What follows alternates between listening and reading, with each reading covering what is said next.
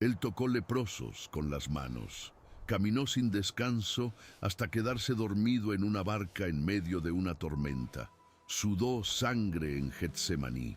El cuerpo de Jesús no era un disfraz divino, era tejido, hueso, sistema nervioso y microbioma intestinal expuesto a uno de los entornos más hostiles del mundo antiguo. Y lo que eso significaba para sus viajes, nadie lo cuenta. Hasta ahora. Los evangelios registran 3 años de ministerio público activo. 3 años que los historiadores y arqueólogos han reconstruido con precisión creciente durante el último siglo. Y lo que emerge de esa reconstrucción no es la imagen serena que la pintura religiosa europea instaló en el imaginario colectivo.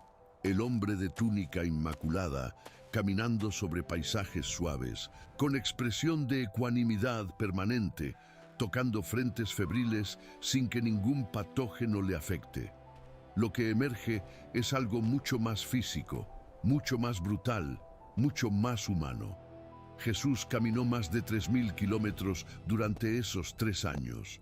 No en caminos pavimentados, con suspensión moderna, no con calzado especializado diseñado para absorber impacto, sino sobre piedra caliza fracturada, polvo compactado que en verano levanta nubes de partículas a la altura de la cara, pendientes abruptas que bajan desde Jerusalén a 850 metros sobre el nivel del mar hasta el Mar Muerto a 429 metros bajo el nivel del mar. Un descenso de más de 1.200 metros en menos de 30 kilómetros de distancia horizontal para dimensionar ese desnivel. Es como bajar a pie desde la cima del edificio Burj Khalifa, el más alto del mundo, 4 veces seguidas, sobre terreno irregular, bajo sol directo, cargando tus pertenencias, sin agua garantizada al llegar. El cuerpo que hacía ese recorrido era completamente humano. Juan capítulo 1 usa una palabra que en griego tiene una dureza física completamente deliberada. Sarx, carne. No espíritu encarnado de manera conveniente para las funciones públicas. No envoltura divina que simulaba necesidades biológicas para resultar más cercano. Carne con el mismo código biológico de cualquier judío varón del siglo I en Palestina, con sistema inmunológico, con tracto digestivo expuesto, con membranas mucosas que el polvo del desierto irritaba como irrita el de cualquier otro, con piel que bajo el sol de Judea en julio se agrieta, se pela, acumula daño ultravioleta, suda hasta la deshidratación. Aquí aparece la primera grieta en la imagen que la mayoría tiene de este hombre en movimiento. Juan capítulo 4, versículo 6. Jesús llega al pozo de Sicar después de caminar desde Judea hacia Galilea. El texto griego usa una palabra precisa que la mayoría de las traducciones suaviza de maneras que le quitan su peso real, kekopiakos. No es la palabra para el descanso voluntario entre etapas de un viaje bien planificado. No es la palabra para el reposo del que detiene su marcha porque encontró un lugar agradable. Es el término técnico griego para el agotamiento producido por trabajo físico intenso y sostenido hasta el límite. La misma raíz que Tucídides y Jenofonte usan para describir a soldados después de marchas forzadas de varios días. La misma que aparece en textos médicos del período para describir al cuerpo que ya no puede dar más de sí. Jesús no se sentó junto al pozo de Sicar porque le pareció un buen lugar para tener una conversación teológica con una extranjera. Se sentó porque el cuerpo ya no seguía más. Era mediodía, la hora de mayor radiación solar en Samaria. Temperatura ambiente en esa zona en verano entre 40 y 42 grados centígrados. Los discípulos habían ido al pueblo cercano a buscar comida. Y él estaba solo, en la posición que adoptan involuntariamente los cuerpos agotados, sentado en el suelo contra la estructura del pozo, sin agua para beber, después de haber caminado desde Judea. El texto no dice que estaba meditando en oración profunda. Dice que estaba exhausto, y eso fue antes de la conversación más larga que registra cualquiera de los 4 evangelios, antes de revelarle a una mujer samaritana desconocida quién era él, antes de que sus palabras movieran a toda una ciudad a salir a encontrarlo. El milagro de ese encuentro llegó después del colapso físico, no antes, después. Y lo que ese cuerpo enfrentaba en los caminos de Judea iba mucho más allá del agotamiento muscular. Falta la parte que la mayoría nunca considera.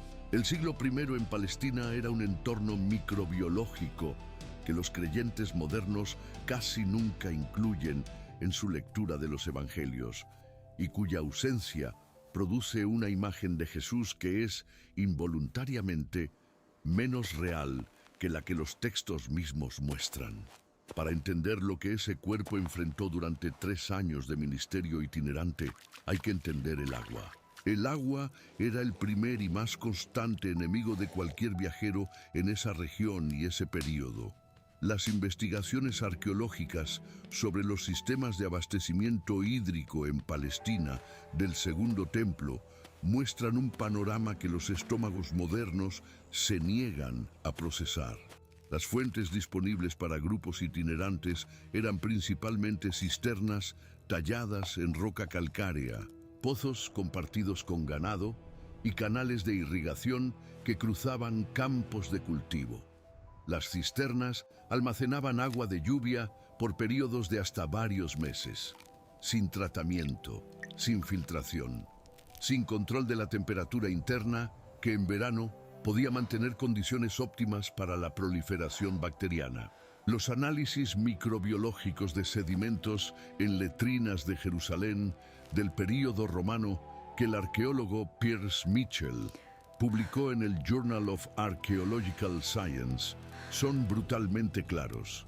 Presencia de huevos de Ascaris lumbricoides, el parásito intestinal más prevalente de la historia humana. Evidencia de Trichuris trichura, responsable de tricuriasis crónica con consecuencias que incluyen anemia, diarrea persistente y prolapso rectal en casos severos. Quistes de Giardia duodenalis, el patógeno responsable de la giardiasis, con su ciclo de náusea, diarrea acuosa y calambres abdominales que puede durar semanas en ausencia de tratamiento farmacológico. Todo esto en el agua que bebía la ciudad de Jerusalén en el siglo I de la Era Común. Esto no es especulación teológica, es microbiología arqueológica documentada en publicaciones científicas revisadas por pares, y significa algo concreto para cualquier cuerpo humano que viajara de manera extensiva por esa región, bebiendo de las fuentes disponibles, comiendo en hogares de diferentes aldeas, con prácticas de preparación de alimentos completamente distintas entre sí. Jesús no comía en establecimientos seleccionados por criterios sanitarios, comía donde lo invitaban, en casas de recaudadores de impuestos, en hogares de fariseos, en cabañas de pescadores, en aldeas de Samaria, donde las prácticas culturales diferían radicalmente de las judías. Lucas capítulo 10 registra las instrucciones que Jesús mismo dio a los 72 discípulos cuando los envió de 2 en 2. Comed y bebed lo que os pongan. No hay criterio de selección. No hay protocolo de inspección previa. La comida que hubiera en la mesa de quien los recibiera era la comida que debían comer. El mismo principio aplicaba a su propio ministerio itinerante. Y aquí aparece la segunda revelación, la que cambia completamente la perspectiva sobre varios pasajes de los evangelios que los lectores modernos suelen leer como escenas aisladas.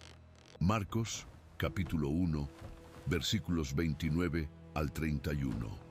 Jesús entra a Capernaum un sábado después de enseñar en la sinagoga. Va directamente a la casa de Pedro y Andrés. Encuentra a la suegra de Pedro en cama, con fiebre. El texto griego usa piresousa, participio presente de pireso, ardiendo de fiebre en ese momento mientras él llega, no hace una semana, no de manera ocasional, ardiendo de fiebre en ese preciso instante, Jesús la sana. La fiebre cede de inmediato, ella se levanta y les sirve. La lectura habitual de este pasaje se detiene en el milagro y en la gratitud expresada en el servicio inmediato. Pero hay algo que el texto no dice en voz alta y que el contexto histórico y arqueológico de Capernaum grita. Los arqueólogos que excavaron Capernaum entre la década de los 50 y los 90 del siglo XX encontraron una ciudad de entre 1.500 y 2.000 habitantes construida en bloques de basalto volcánico negro, con estructuras de vivienda que compartían paredes y patios, con práctica ausencia de sistemas de eliminación de desechos separados de las áreas habitacionales. Las letrinas identificadas en el sitio estaban a distancias de entre 3 y 8 metros de las cocinas en varios casos. La densidad de convivencia entre humanos y animales domésticos era la estándar para ciudades costeras de pescadores del período. El mar de Galilea, fuente primaria de proteína animal para la ciudad, también era receptor de los desechos de las comunidades costeras río arriba. La carga bacteriana del agua del lago que esa población consumía era significativa. La fiebre de la suegra de Pedro no era un incidente extraordinario en ese entorno. Era el ambiente normal de esa casa, de ese barrio, de esa ciudad. Jesús durmió en esa casa esa noche. Silencio. Un cuerpo completamente humano en una habitación donde había habido fiebre activa pocas horas antes, en una ciudad cuyas condiciones sanitarias están documentadas arqueológicamente como favorables a la transmisión de enfermedades infecciosas. El texto no dice que se enfermó, tampoco dice que no se enfermó, dice que durmió ahí, que al día siguiente, muy de madrugada, salió a un lugar desierto a orar, y que después de eso siguió sanando, siguió enseñando, siguió viajando. Pero el cuerpo tenía un límite que los propios evangelios documentan con una honestidad que resulta perturbadora cuando se lee con atención médica. Marcos capítulo 4, versículos 37 y 38. Una tormenta en el mar de Galilea. Los discípulos, la mayoría pescadores de oficio, hombres que habían navegado ese lago desde la infancia, estaban aterrorizados. El texto dice que las olas ya cubrían la barca y Jesús estaba durmiendo. En la popa, sobre un cabezal, el cojín o almohadón que se usaba como asiento en las embarcaciones de pesca del período. Los arqueólogos del mar de Galilea que encontraron en los años 80 una barca del siglo I perfectamente preservada en el lecho del lago, identificaron ese tipo de cabezal como elemento estándar de las embarcaciones de pesca galileas. El sueño de Jesús en esa barca no era descanso espiritual contemplativo, era el sueño profundo, inamovible, del agotamiento severo.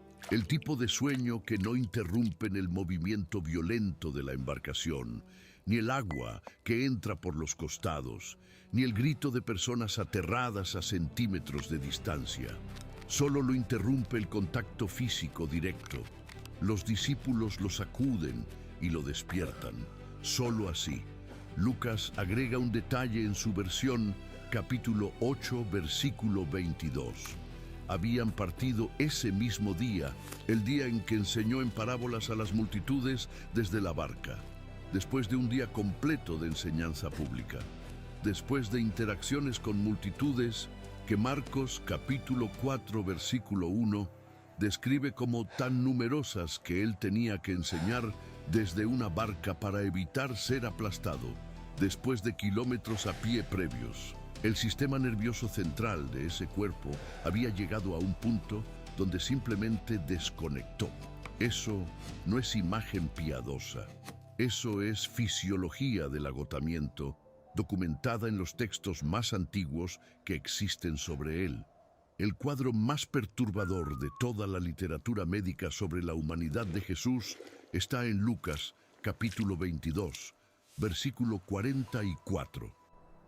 Getsemaní, la víspera de la crucifixión. El texto dice que su sudor se volvió como grandes gotas de sangre que caían al suelo. Durante siglos, esto se interpretó como lenguaje figurativo, como hipérbole, para transmitir la intensidad del sufrimiento espiritual. Muchos comentaristas del siglo XIX lo leyeron como metáfora poética, como intensificación narrativa del autor. La medicina moderna tiene otro nombre para eso: hematidrosis, hematohidrosis. La condición documentada, aunque extremadamente rara, en la que el estrés fisiológico y psicológico de carácter extremo produce ruptura de capilares sanguíneos en el interior de las glándulas sudoríparas, mezclando eritrocitos con el fluido sudoríparo. Los casos clínicos registrados en la literatura médica incluyen personas que enfrentaban ejecuciones inminentes, soldados en situaciones de combate con riesgo de muerte inmediata, individuos en crisis neurológica severa bajo estrés sostenido. Las consecuencias físicas documentadas de la hematidrosis no son triviales. La piel de quien la experimenta queda hipersensible al tacto en las áreas afectadas. Las capas superficiales de la dermis, que han sido atravesadas desde adentro por capilares rotos, quedan inflamadas, frágiles, literalmente vulnerables a cualquier contacto posterior. Eso fue lo que Jesús llevó a su arresto, no solo la angustia espiritual de la separación que se acercaba, un cuerpo que ya había comenzado a desintegrarse desde adentro antes de la primera bofetada, antes de la primera corona de espinas, antes del primer golpe de los soldados romanos. Pero el cuerpo que llegó a ese punto extremo en Getsemaní venía de 3 años de exposición a condiciones que los creyentes modernos casi nunca incluyen en su imagen de él. Y entre esas condiciones hay una dimensión que los evangelios documentan de manera fragmentada pero consistente: lo que pasaba cuando ese cuerpo humano cedía durante los viajes, cómo respondía, quién lo cuidaba, qué recursos tenía disponibles, y lo que eso revela cuando se examina con la atención que merece. Los evangelios no tienen un pasaje que diga de manera explícita: y Jesús tuvo fiebre durante 3 días en Decápolis, y sus discípulos le prepararon infusiones de hisopo. No existe esa escena con ese nivel de detalle, pero hay un conjunto de evidencias textuales, médicas e históricas que construyen una imagen mucho más completa de lo que significaba para ese cuerpo específico hacer lo que hizo, y de las redes de cuidado que lo sostenían cuando el cuerpo fallaba. El primer elemento es el contexto médico del siglo I en Palestina. La esperanza de vida promedio en Judea romana del siglo I era de aproximadamente 35 años para hombres adultos que habían sobrevivido la infancia. No porque la mortalidad adulta fuera inevitablemente temprana, sino porque las enfermedades infecciosas sin tratamiento antibiótico, las parasitosis crónicas que deterioraban la absorción nutricional durante años, y las complicaciones de lesiones menores sin acceso a cirugía o farmacología moderna eran causas de muerte frecuente y temprana que el sistema médico disponible no podía resolver de manera consistente. Los restos óseos de cementerios judíos del período del Segundo Templo, analizados en estudios como los de Joe Sias y otros investigadores del Israel Antiquities Authority, muestran alta prevalencia de infecciones crónicas en senos paranasales, evidencia de episodios repetidos de neumonía no fatal, marcadores de anemia ferropénica y desgaste dental consistente con dietas abrasivas. La vida en ese entorno era una negociación constante entre el cuerpo y los patógenos que lo habitaban. Jesús vivió en ese entorno, completamente, no desde la distancia protegida del observador externo, no con un sistema inmunológico sobrenatural que operara por encima de las leyes de la biología, con un cuerpo que Hebreos capítulo 2, versículo 17, describe con una frase que en el griego original es casi violenta en su precisión teológica: ophile kata pantatua adelphoas homoiotenai. Fue necesario que en todo fuera semejante a sus hermanos.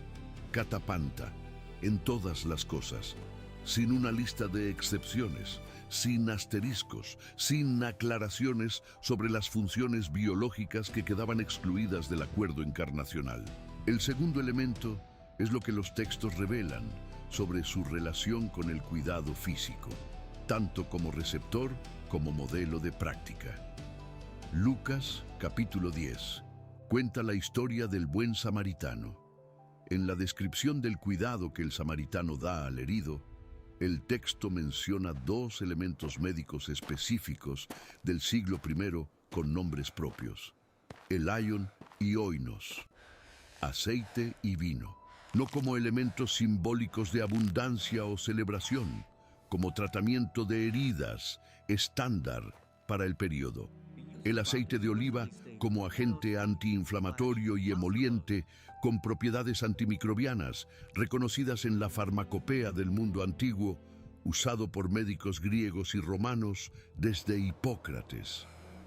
El vino, con su contenido de etanol natural en concentraciones de entre 10 y 15% más los compuestos polifenólicos del proceso de fermentación, como antiséptico rudimentario para limpiar heridas. Josefo, el historiador judío del siglo I, menciona el aceite y el vino como productos de primera necesidad para los viajeros precisamente por su doble función alimentaria y medicinal. Jesús conocía esas prácticas. Las mencionó como ejemplo de cuidado adecuado en una parábola que tenía como propósito definir quién es el prójimo. Había sido receptor de ese tipo de cuidado físico concreto. El tercer elemento es el más preciso y requiere enfocarse en una persona específica dentro del grupo. Lucas capítulo 8, versículo 3. Contiene una de las menciones más significativas de todo el Evangelio para entender la logística humana del ministerio de Jesús. El texto dice que ciertas mujeres le acompañaban y servían de sus bienes: María Magdalena, Juana, esposa de Chuza, administrador de Herodes, Susana y otras muchas. La mayoría de los comentarios sobre este versículo se concentran en su dimensión económica. Las mujeres financiaban el ministerio, y eso es cierto, pero es una lectura parcial que obscurece algo igual de importante. En el contexto de un grupo itinerante del siglo I en Palestina, el verbo servir, diaconeo en griego, no describía solamente la administración de fondos. Describía el conjunto de tareas prácticas que mantenían a un grupo en movimiento y en condiciones de seguir funcionando. Preparar y conseguir comida en aldeas desconocidas, negociar hospedaje, gestionar el acceso a fuentes de agua, conocer qué recursos médicos locales existían en cada zona, atender las necesidades físicas cotidianas de un grupo de entre 12 y más personas en movimiento constante. Juana merece atención específica. Su esposo era Chuza, el epitropos de Herodes Antipas, el administrador o mayordomo principal del tetrarca de Galilea. Ese cargo en la corte herodiana implicaba acceso a recursos, redes de contacto y conocimientos que ninguno de los 12 discípulos tenía.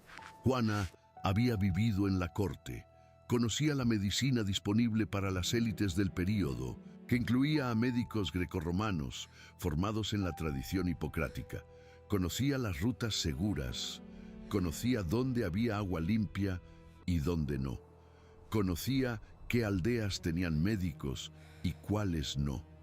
Esta mujer era parte del grupo que acompañaba a Jesús en sus viajes. Cuando el texto dice que le servían de sus bienes, está describiendo, entre otras cosas, la red de cuidado práctico que existía alrededor de él. una red que incluía personas con conocimiento y recursos para atender a un cuerpo humano que se agotaba, que sudaba bajo el sol de Judea, que dormía profundamente después de días de ministerio continuo, que comía en casas donde el agua no era segura. Esas mujeres sabían cuándo alguien del grupo tenía fiebre, sabían cuándo un cuerpo necesitaba descanso real antes de continuar. Sabían qué hacer con aceite, con vino, con las hierbas medicinales que en cada región tenían usos documentados desde siglos antes de Cristo. El hisopo para la tos y las afecciones respiratorias. El bálsamo de Galaad, mencionado en Jeremías capítulo 8, para heridas y dolencias de piel. La miel como antiséptico y reconstituyente. El jengibre para la náusea, el comino negro, el nigella sativa, conocido en árabe como habatus sauda, usado en medicina judía del periodo como antiinflamatorio y digestivo. La farmacopea del siglo I en Palestina no era sofisticada en términos modernos, pero no era nada, y Jesús tuvo acceso a ella a través de personas que la conocían y que lo cuidaban. Pero hay algo más, algo que el texto bíblico preserva con una discreción que merece ser notada. Los evangelios registran que Jesús sanó a muchísimas personas de enfermedades específicas: lepra, fiebres, hemorragias crónicas, parálisis, ceguera, sordera. La lista es larga y médicamente detallada en muchos casos. Lo que los evangelios no registran en ningún momento es a Jesús sanándose a sí mismo. Ni una sola vez. El que tenía el poder de tocar a un leproso y verlo limpiarse en el acto, el que dijo una palabra y la fiebre de la suegra de Pedro cedió inmediatamente, nunca usa ese poder sobre su propio cuerpo agotado, sobre su propio cansancio, sobre su propia sed, junto al pozo de Sicar. Esto no es accidental. Marcos capítulo 1, versículo 35. Levantándose muy de mañana, siendo aún muy oscuro, salió y se fue a un lugar desierto, y allí oraba. Esto es inmediatamente después de la jornada en Capernaum, la sinagoga, el endemoniado, la suegra de Pedro, las multitudes hasta el atardecer. Después de todo eso, antes del amanecer, sale solo a orar. No sale a sanar su propio cansancio, sale a orar. Lucas capítulo 5, versículo 16. Mas él se apartaba a lugares desiertos y oraba. El verbo griego es imperfecto. Lo hacía de manera repetida, habitual, continua. Era la práctica sostenida de su ministerio. Frente al cansancio, frente a las demandas físicas de los viajes, frente a todo lo que ese cuerpo humano enfrentaba, la respuesta registrada de Jesús era retirarse a la oración, no a la sanación propia, a la oración. Y eso lleva a la tercera revelación, la más grande, la que recontextualiza todo lo que vino antes. Hebreos capítulo 5, versículos 7 y 8. Escúchalo despacio. Y Cristo en los días de su carne, ofreciendo ruegos y súplicas con gran clamor y lágrimas al que le podía librar de la muerte, fue oído a causa de su temor reverente, y aunque era hijo, por lo que padeció, aprendió la obediencia. El que era el Hijo de Dios, con todo lo que eso implica en términos de poder y autoridad, aprendió la obediencia por lo que padeció. El verbo griego para aprender aquí es emanten. Es el verbo estándar para el aprendizaje que viene de la experiencia directa, del contacto real con algo, no del estudio abstracto. Y el verbo para padecer es ematen apo hon epaten. Aprendió de lo que experimentó. Esta no es imagen poética de un sufrimiento simbólico que afectaba solamente las dimensiones más elevadas de su experiencia. Es una afirmación teológica sobre el proceso real de maduración del cuerpo humano de Jesús a través de la experiencia física del sufrimiento, a través de los pies que se astillaban en la piedra caliza, a través de los músculos que llegaban a quecopiacos en los caminos de Samaria, a través de los intestinos que procesaban agua de cisternas que habían estado almacenando lluvia por meses, a través de las noches de fiebre que nadie registró porque eran demasiado ordinarias para merecer mención en un evangelio. Hebreos capítulo 4, versículo 15. Esta es la frase que, una vez que la ves con los ojos del contexto médico e histórico del siglo I, ya no puede leerse igual que antes. No tenemos un sumo sacerdote que no pueda compadecerse de nuestras debilidades, sino uno que fue tentado en todo según nuestra semejanza, pero sin pecado. Peirastenta catapanta, probado en todo. Las mismas palabras raíz que en Hebreos capítulo 2 decían que era semejante a sus hermanos en todas las cosas. El argumento de Hebreos no es poético ni decorativo. Es un argumento jurídico-teológico con consecuencias concretas. El sumo sacerdote que intercede por Israel ante Dios tenía que haber experimentado las condiciones de aquellos por los que intercede. No de manera representativa, no de manera aproximada, de manera directa y completa en su propio cuerpo, en su propia carne, y todas las cosas incluye lo que incluye. Incluye el martes por la tarde en Decápolis cuando el sistema digestivo de un hombre completamente humano procesa agua de una cisterna que lleva 4 meses almacenando lluvia. Incluye la noche después de cruzar el valle del Jordán, bajo sol de 42 grados, cuando la temperatura corporal sube 2 grados y los músculos generan ácido láctico más rápido de lo que el sistema puede eliminarlo. Incluye la mañana después de dormir en la casa de la suegra de Pedro, cuando el sistema inmunológico de ese cuerpo evalúa en silencio los patógenos a los que acaba de ser expuesto. Incluye lo ordinario y lo invisible del cuerpo humano, que falla de las maneras más comunes, más anónimas, más mundanas. La paradoja que el texto bíblico sostiene sin tensión aparente es esta. El mismo cuerpo que era vehículo de sanación para otros, era un cuerpo completamente vulnerable a las condiciones que producen la necesidad de sanación. No alternadamente, no uno primero y luego el otro, simultáneamente. La misma mano que tocaba al leproso era una mano con un sistema inmunológico humano operando en un entorno de alta carga patogénica. El mismo sistema nervioso que percibía el poder salir de él cuando la mujer con hemorragia tocó el borde de su manto, era un sistema nervioso que llegaba al agotamiento profundo después de días de ministerio continuo. El mismo cuerpo que Isaías capítulo 53, versículo 4, describe con una imagen que en el hebreo original es imposible suavizar. Kolenu hu nasa, umajovenu sebalam. Ciertamente llevó él nuestras enfermedades y sufrió nuestros dolores. El verbo nasa no significa observar, no significa comprender intelectualmente, significa cargar. El mismo verbo que el texto hebreo usa para la carga física de un objeto pesado. El que sana enfermedades las cargó.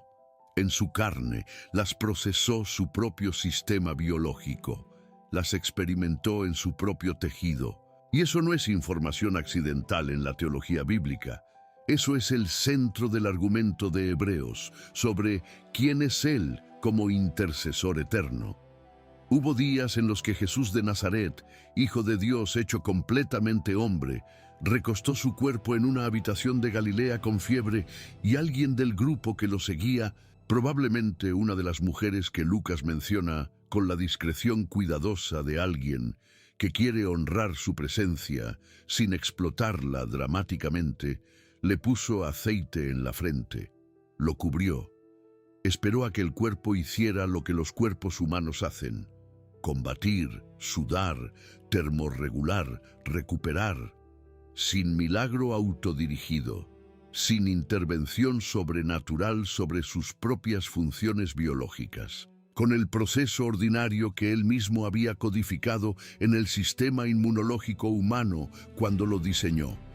En esa habitación sin nombre, en ese momento invisible que ningún evangelio registró porque era demasiado común, estaba ocurriendo algo de una densidad teológica que la liturgia más elaborada raramente alcanza a expresar. El sumo sacerdote eterno, acumulando en su propia carne la experiencia completa y no selectiva de la debilidad humana. Catapanta, en todas las cosas. Los caminos que él caminó todavía existen, no como metáfora, no como símbolo de la continuidad de la fe, como geografía física concreta, verificable, accesible a cualquier persona con un pasaporte y un vuelo a Tel Aviv.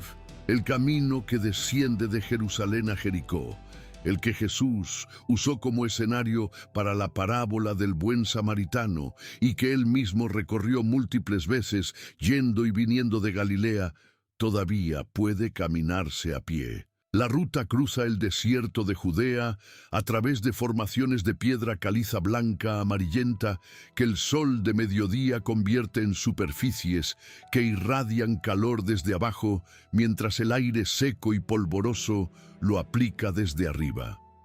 La temperatura en ese tramo entre los meses de junio y septiembre supera los 40 grados de manera rutinaria.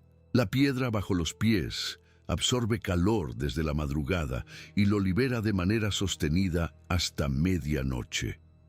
Caminar esa ruta en verano sin preparación adecuada es suficiente para producir síntomas de golpe de calor en pocas horas. Los arqueólogos israelíes han documentado tramos del camino romano original que conectaba Jerusalén con el Valle del Jordán. En varios puntos entre Wadi Kilt y las cercanías de Jericó, piedras originales de la calzada romana todavía están en su lugar. Piedra caliza de color blanco cremoso, pulida en el centro por 2000 años de pisadas, con los bordes originales aún ásperos al tacto. Si te agachas y pasas la mano por la superficie central de esas piedras, la textura bajo tus dedos es la del desgaste acumulado de millones de pasos durante 20 siglos, incluidos los suyos. El pozo de Jacob en Sicar, el lugar donde Juan capítulo 4 registra su agotamiento a mediodía, todavía está ahí. En la ciudad moderna de Nablus, en Cisjordania, una iglesia ortodoxa griega cubre el sitio desde el siglo IV, pero el pozo en sí, tallado en la roca madre, con sus 23 metros de profundidad, es el mismo pozo, el mismo al que él llegó exhausto, los músculos con quecopiacos, después de la jornada de camino desde Judea, sin agua para beber, y se sentó en el suelo contra la piedra. Si visitas ese lugar hoy, los guardianes del sitio bajan un cubo atado a una cuerda hasta el agua a 23 metros de profundidad, y el aire que sube desde adentro cuando el cubo llega abajo es fresco, húmedo en un ambiente que afuera es seco y caliente, huele a piedra mojada y a tiempo acumulado. Es el mismo aire que él respiró ese mediodía, cuando exhausto y con sed, una mujer desconocida le ofreció agua del pozo que él mismo le había pedido. En la orilla del mar de Galilea, en lo que fue Capernaum, los franciscanos que administran el sitio arqueológico han preservado con cuidado notable las ruinas de la ciudad que en el siglo I fue la base de operaciones del ministerio de Jesús. Las estructuras de basalto negro, paredes de hasta 1 metro de altura en varios sectores, son el mismo material que sus manos tocaron, que sus pies rozaron al caminar por las calles estrechas de esa ciudad de pescadores. La sinagoga blanca del siglo IV, construida sobre los cimientos oscuros de la sinagoga del siglo I, permite ver a nivel del suelo los bloques de basalto originales. Esos cimientos son los que él pisaba cuando se levantaba a enseñar en sábado. A unos metros del sitio, el mar de Galilea sigue siendo el mismo lago, el mismo cuerpo de agua que en el siglo I producía tormentas repentinas cuando el viento del oeste chocaba con el aire caliente del valle, el mismo lago en cuya popa una barca de pescadores, un hombre completamente agotado, dormía un sueño que el movimiento del agua y el grito de los discípulos no podían interrumpir. Podés ir, podés pararte en esa orilla al mediodía de julio, y tu cuerpo va a entender algo que ningún texto teológico puede transmitir de la misma manera. El calor que baja del cielo y sube del suelo simultáneamente en ese valle. La humedad del lago que hace que el calor se sienta más denso. El sol que en pocas horas transforma el esfuerzo físico moderado en esfuerzo físico real. Tu sistema termorregulador, tus músculos, tu sed creciente te van a dar información de primera mano sobre lo que ese cuerpo navegaba todos los días durante 3 años.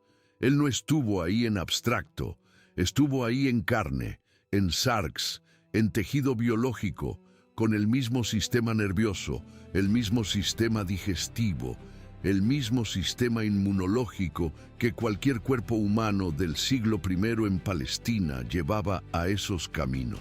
El Verbo se hizo carne, no habitó sobre nosotros con cortesía distante, habitó entre nosotros en el sentido más material, más ordinario, más vulnerable que esas palabras pueden sostener, con un cuerpo que se sentaba en el suelo junto a pozos porque ya no podía seguir, con un cuerpo que dormía con la profundidad del agotamiento real mientras el lago amenazaba con tragarse la barca, con un cuerpo que una noche en un huerto conocido comenzó a desintegrarse desde adentro antes de que llegaran a arrestarlo. Y ese cuerpo caminó por piedras que todavía están ahí, que podés tocar, que tienen temperatura, textura, peso. Las piedras todavía hablan.